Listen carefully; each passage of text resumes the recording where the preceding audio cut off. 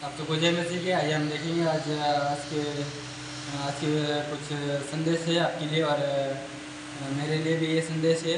आज हम देखने वाले हैं संकट में हमें विश्वास में बने रहने के विषय में हम देखेंगे। आज देखने वाले हैं इसके विषय में, तो आइए आप मेरे साथ बने रहेंगे।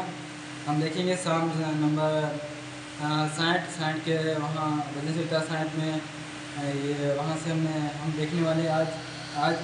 तो इसमें हम देखेंगे सैंड की कहानी क्या है, इसकी हिस्ट्रिकल कहानी क्या है, उसके विषय में देखते हुए आगे हम बढ़ेंगे। तो आइए हम देखते हैं शाम्स के बारे में देखेंगे। इसका हिस्ट्री कैसे है।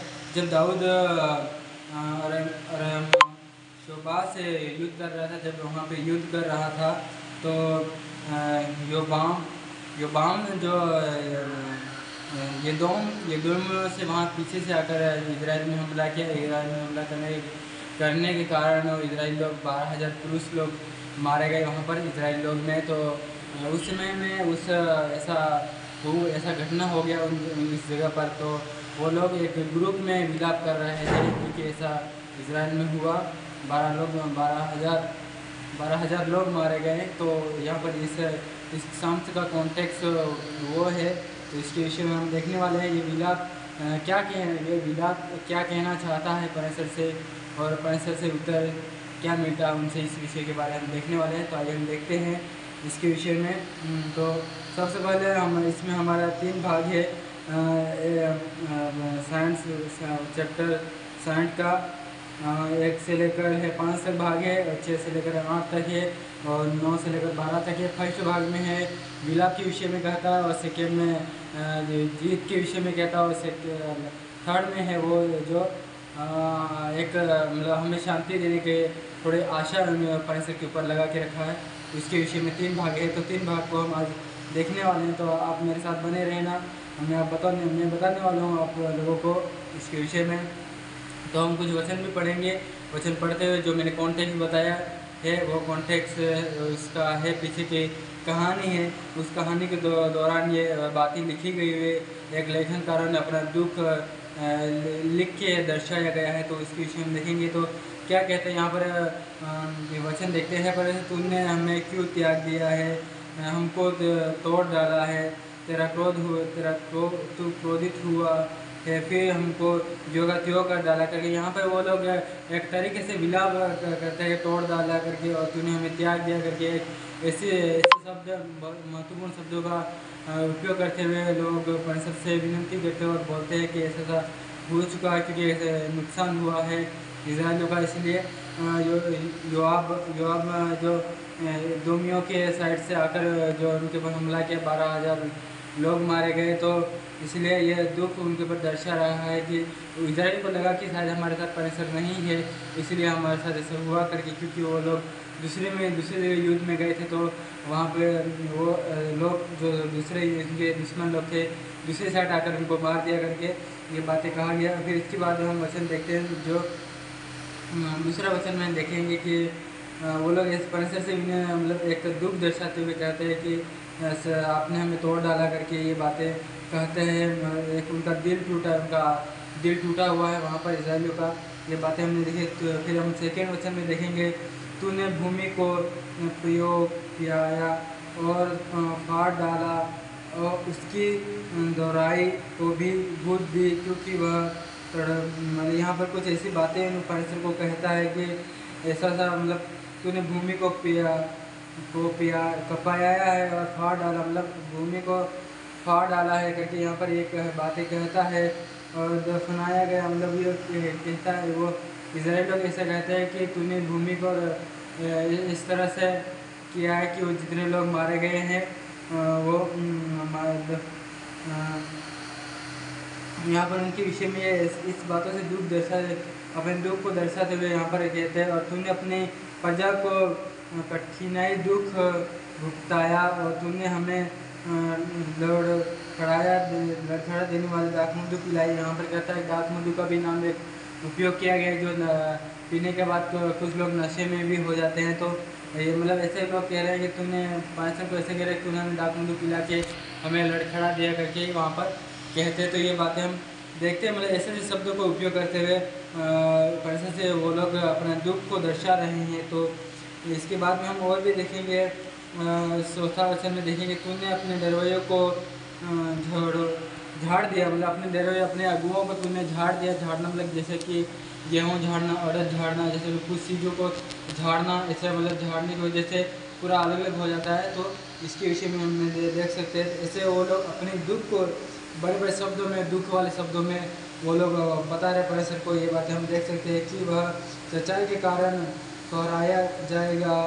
तूने अपने दाहिने हाथ से बचा और हमारी सुनी ले, मतलब यहाँ पर प्रार्थना करते हो अपने दुख को कुछ ऐसी महत्वपूर्ण बातों से, महत्वपूर्ण शब्दों से वो लोग बोलते हैं, उनको बातें कहते हैं। ये बातें हमने फर्स्ट पार्ट में हम देखे, जो फर्स्ट भाग में हम देखा, और सेकेंड भाग में यहाँ पर उन देशों के विषय में कहता है जो इजराइल के दुश्मन लोग थे, पहले भी थे और बाद में भी ये लोग इसके दुश्मन के विषय में यहाँ पर कहता है कि पवित्र के साथ बोलता है, मैं प्रफुल्लित हूँगा, मैं शकेम को बांट डालूँगा। शकेम वही है जो याकूब की बेटी जो वहाँ पर जो दीना के साथ जो हुआ था,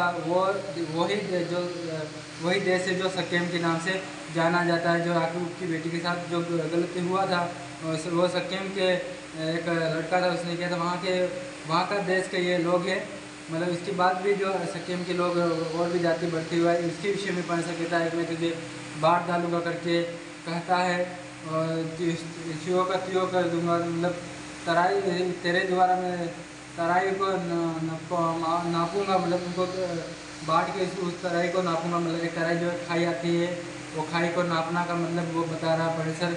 यहाँ पर एक दास के द्वारा परमेश्वर अपनी बातों को प्रकट करता है। ये बातें हमने देखा। गिलगाद को भी कहा है, गिलगाद एक देश है, गिलगाद को देश को भी कहा है कि तू मेरा है करके कहा, और मनसे को भी कहा है कि तू मेरा है करके। उनके इन दो देशों के विषय में थोड़ा कुछ अच्छा सा परमेश्वर ने बोला। और अफ्रीम को कहा कि तू मेरा सिर का टॉप है, उसको भी एक अच्छा दर्जा दिया गया है। सिर का टॉप मतलब कि एक माथे का किंग को, जो माथे का किंग बोला गया। यहूदा को बोला कि मेरा राजदंड है, जो मेरा राज का अधिकार, मैं इसके ऊपर राज करूँगा, इसके विषय में बताया गया। और मोआब जो एक जो निर्गमन में जो निर्गमन 22 में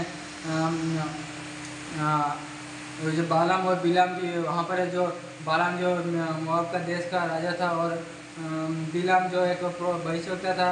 तो उसमें इजराइल मोआब की लड़कियों ने और वो इजराइल के साथ वो ऐसी कुछ बातें उनके बीच में हुई थी, तो इजराइल लोगों ने उनके साथ मिलकर पाप किया था। इसकी वजह से वो पाप में करके परमेश्वर ने उनको इजराइल को दंड भी दिया था। और साथ ही साथ ये बातें एक भविष्यवक्ता ने बिलाम भविष्यवक्ता ने बालाम को एक सलाह दे दिया ऐसा कि तू इजराइल को अगर पाप में गिराना चाहता है तो उनके पास ये ऐसी ऐसी लड़कियाँ भेज दिया और वो लोग पाप में गिर जाएंगे। ये वो देश इसके विषय में कहा गया है। और रूत को हम देख सकते हैं, तो वो भी रूत एक मोआब देश की लड़की थी। इसके विषय में भी हमने देखा, जो उससे इसकी पीढ़ी से इस मसीह आया, उसके विषय में। और एदोम जो याकूब का भाई है, याकूब का भाई जो एदोम के विषय में जो कहा गया, वो भी याकूब जो हम उसके बाद में हम देख सकते हैं, जो याकूब के विषय में इसका याकूब का दूसरा नाम है एदोम भी। वो पहाड़ी लोग हैं, पहाड़ी लोग में रहने वाले हैं। उनके विषय में ऐसा कहा गया, मैं तुझ पर जूता फेंकूंगा। जूता मतलब इसको इस तरह से बेइज्जती करेगा परमेश्वर की, उसको बहुत तरीके से बेइज्जती करेगा। यहाँ पर मतलब एक जूता फेंकने का उदाहरण तौर दिया गया, मगर उसको एक बेइज्जती करने का शब्द दिया, क्योंकि जब इजराइल एक समय में किसी और के हाथों में लड़ रहे थे, तो ये लोग इसके ऊपर हंस रहे थे करके वचन में लिखा है। तो इसलिए मैं ऐसा कहता है कि मैं तुझ पर जूता फेंकूंगा करके यहाँ कहता है। और फ़लस्तीन को कहता है कि तू मेरे कारण जय जयकार करेगा करके। फ़लस्तीन जो इजराइल के दुश्मन अभी भी है और आज भी मतलब है, तो इसके विषय में कहता है कि तू मेरा जय जयकार करेगा करके होता है। ये हमने इन देशों के विषय में देखा, जो इनके विक्ट्री के लिए उनकी इन देशों के ऊपर हमें विक्ट्री दो करके एक विषय है परमेश्वर के ऊपर यहाँ पर कहा। उसके बाद थर्ड भाग में हम देखते हैं कि यहाँ पर जो हम एक आशा है इजराइलियों की, एक इजराइली लोगों की एक आशा है, वो आशा वो टूटनी ना पाए करके ये बातें यहाँ पर देखा कि मुझे मेढ़गढ़ वाले नगर में कौन बसाएगा, एदोम तक मेरी अगुवाई कौन इसने की। यहाँ पर कहता है कि परमेश्वर को एक शब्द मतलब एक दास जो कहता है कि मुझे एदोम तक अगुवाई किसने की, मतलब वहाँ तक अगुवाई किसने की करके यहाँ पर एक बातें करता है। और यह परमेश्वर क्या तूने हमको त्याग नहीं दिया करके यहाँ पर एक सवाल भी पूछता है। एक दास जो है, लेखनकार दास है, जो उससे सवाल भी पूछता हुआ जाता है, मतलब एक सवाल पूछता है, क्या परमेश्वर तूने हमारी सेनाओं को साथ नहीं जाता करके यह फिर भी एक सवाल पूछा इससे। मतलब एक सवाल के तौर पे हम देख सकते हैं, क्योंकि वो लोग इस समय हार चुके थे, वो लोग नष्ट हो चुके थे, इसलिए ये बातें यहाँ पर पूछता है। और कहता है शत्रु के विरुद्ध हमारी सहायता करके कहता है, क्योंकि मनुष्य का क्या हुआ सब कुछ व्यर्थ है करके यहाँ पर कहता है। और पैसे की सहायता से हम विपत्ति से दिखाएं, मतलब विपत्ति से बच सकते हैं यहाँ पर कहता है। और यहाँ पर ऐसी बातें हैं, मतलब एक पैसे से कहते हैं कि अगर तू हमारे साथ है तो हम जीत आगे पा सकते हैं करके इस विषय के बारे में यहाँ पर कहता है। और ये बातें यहाँ पर दर्शाता है। ये दास है अपने दिल से, अपने दुखी दिल से परमेश्वर को बातें बोलता है और परमेश्वर को अपनी दिल की बातें यहाँ पर बताते हुए आगे बढ़ता। तो हम इससे क्या सीखते हैं, हमें ऐसे सीख मिलती है कि हमें दुखी समय में परमेश्वर को कोसना नहीं चाहिए। कैसा भी दुखी समय हमारे जीवन में आता है, परमेश्वर हमारे जीवन में दुखी समय लाता है तो उसका कुछ न कुछ कारण होगा, हमें कुछ अच्छा देना चाहता होगा, हमारे लिए कुछ अच्छा सा कुछ होगा, इसलिए परमेश्वर हमारे जीवन में ऐसी बातें लाता होगा। हमें परमेश्वर को बोलना नहीं चाहिए, जो कुछ होता है जो जीवन में जो अच्छाई के लिए भी होता है, तो हमें हमारे जीवन से भी ध्यान देना चाहिए और अच्छे रास्ते पर चलना चाहिए और एक आशा ऊपर रखना चाहिए, क्योंकि हमको आशा परमेश्वर के ऊपर रखने से हमें एक नया जीवन भी मिल सकता है। हमें पीछे हटना नहीं चाहिए विश्वास से। इन बातों से ये बातें हमें सीखने मिलती है। और आइए हम इस बातों को यहाँ पर ही विराम करेंगे। आप सबको दोबारा से जय मसीह जी, आमीन।